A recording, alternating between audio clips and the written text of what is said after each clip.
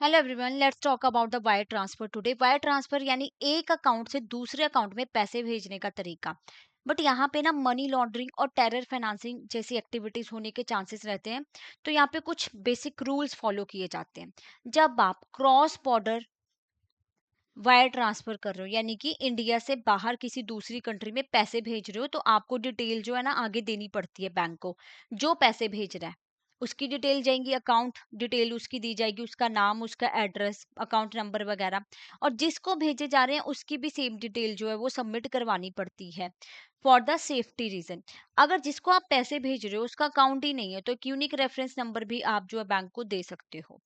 And जब bank ऐसे transactions करते हैं, क्रॉस बॉर्डर ट्रांजेक्शन करते हैं आपस में, या financial institutions cross border transfer करते हैं, तो उनको ये सारी रिक्वायरमेंट्स की जरूरत नहीं पड़ती है। अब बात करते हैं डोमेस्टिक वायर ट्रांसफर की, यानी इंडिया में ही आप पैसे भेज रहे हो।